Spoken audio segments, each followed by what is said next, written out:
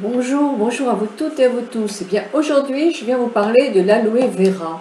Je dirais que mon voyage autour du monde pour vous donner des recettes vous amène à Lanzarote, dans un pays où il y a beaucoup de soleil, où il y a des aloe vera qui sont grandioses, qui s'appellent aussi d'aloès.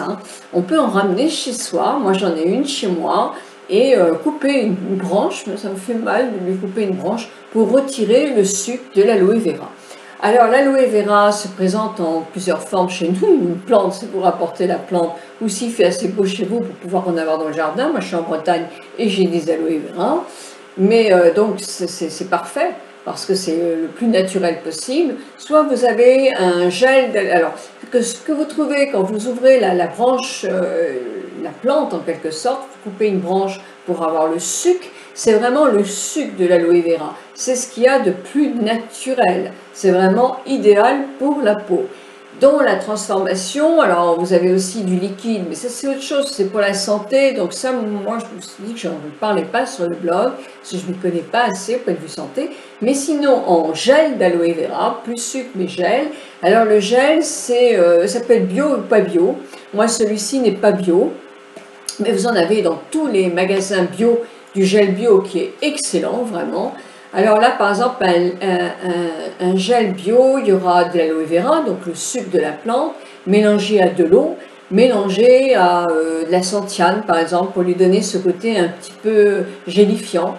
Et puis, bon, certainement un conservateur bio ou pas bio si c'est pas bio. Alors là, il y a plein d'autres ingrédients, effectivement, puisqu'il n'est pas bio. Donc, qu'est-ce que ça nous fait, le gel d'aloe vera? Quelles sont les vertus? Alors, il y en a beaucoup. Pour la petite histoire, c'était aussi dans la nuit des temps utilisé comme soin. Mais pour la peau, moi je vous parle pour la peau, c'est apaisant. C'est-à-dire qu'on peut l'appliquer en étant raisonnable. Avec un coup de soleil, il faut faire attention. Mais on a un coup de soleil, on peut l'appliquer sur un coup de soleil plusieurs fois. Ça va apaiser, rafraîchir la peau et rafraîchir surtout la peau qui est en grande souffrance.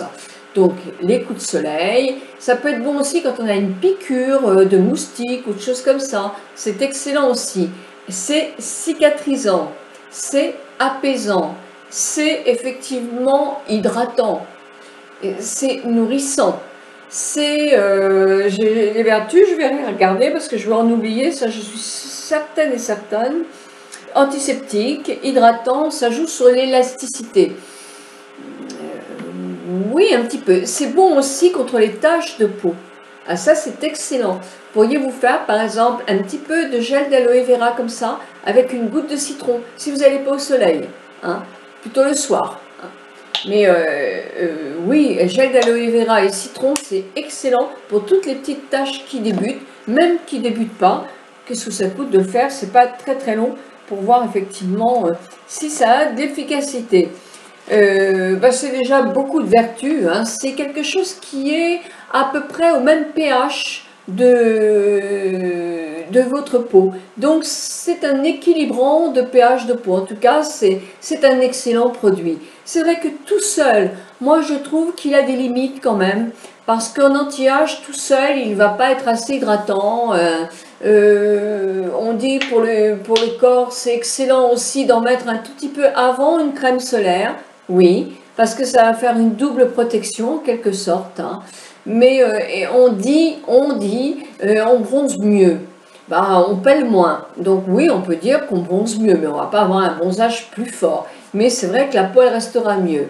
Moi, je l'ai essayé aussi un été après Zanzibar pour voir si effectivement c'était aussi efficace après le soleil, quand la peau commence à se dessécher et devenir très laide, qu'un autre produit à base d'urée, etc. Non, non. Alors moi, ce que je fais, c'est quand j'ai la peau très sèche, quand je reviens de vacances comme ça, où je me suis baignée un maximum, piscine, eau de mer, j'ai la peau hyper sèche sur les jambes, je mets une couche d'aloe vera, mais je mets quand même mon soin super hydratant après à base d'urée. Parce que ce n'est pas suffisant, mais ça complète rudement bien. C'est dans énormément, il y a beaucoup de produits solaires qui ont de l'aloe vera. il y a beaucoup de produits de soins qui contiennent de l'aloe vera. Oui, c'est quelque chose d'excellent. Voilà. Donc moi, je vais vous donner quelques petites recettes. Là, je vais vous donner un masque tout simple à l'aloe vera. Alors moi, j'ai calculé que vous preniez la pulpe, le suc de la plante. Mais bon, on va adapter aussi. Alors, le masque, justement, c'était aloe vera avec du citron.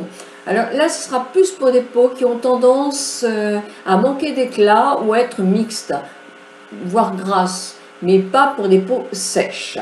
Donc là, on me disait une feuille d'aloe vera. Donc une feuille d'aloe vera, elle est sur le visage. Du gel d'aloe vera, vous allez m'en mettre une cuillerée. On va faire le coup en même temps. Une cuillerée à soupe et demie. Hein. Je pense que c'est la bonne dose. Et vous allez rajouter, dans ce cas-là, un jus d'un demi-citron. Le jus d'un demi-citron. Vous mélangez bien. Vous appliquez sur le cou en remontant, toujours comme ça, pour bien donner justement ce côté amplificateur de tonification, mais remontant un petit peu, en évitant le tour des yeux, le tour des lèvres aussi. Vous le mettez partout. Vous massez un petit peu, vous savez que j'aime bien moi masser un peu les masques avant pour retonifier, pour accentuer la circulation du sang afin que le masque ait encore plus d'efficacité. Vous le laissez 10 minutes et vous le rincez bien. Voilà, donc là c'est un masque citron, sinon j'en avais un autre parce que l'aloe vera peut servir aussi à retirer les cellules mortes de la peau, à faire une espèce de gommage. Donc là, je vous donne un masque qui peut être utilisé pour une peau assez sensible et même sèche, une fois tous les 15 jours, ça sera possible, et qui va justement vous débarrasser de vos petites cellules mortes. Alors là, il faudrait une cuillerée à soupe du gel d'aloe vera. Alors, où vous coupez une branche et vous retirez à peu près la valeur d'une cuillerée à soupe là, hein, il n'y a pas besoin de plus. Et là, vous allez prendre une cuillerée à café de sucre, du sucre en poudre, hein, et une cuillerée à soupe de lait. Donc, vous mélangez bien tout ça aussi. Si vous voyez que c'est trop liquide, vous rajoutez un petit peu d'aloe vera. Vous mélangez, vous appliquez sur votre visage en évitant le tour des yeux et la bouche. Le cou, il peut aussi, même le décolleté si vous en avez fait trop. Vous faites des petits ronds doucement, voilà. Pendant 3 minutes, vous allez laisser 10 minutes votre masque agir, puis vous allez remouiller vos petits doigts dans de l'eau, vous allez refaire des petits mouvements comme ça, c'est le sucre aussi, avec l'aloe vera qui va débarrasser votre peau de cellules mortes, et puis ensuite vous rincez bien votre visage et vous faites votre soin habituel. Voilà, bon bah écoutez, j'espère que mon petit passage à Lanzarote va vous avoir fait plaisir. Moi je vous souhaite à tous et à toutes une très bonne journée.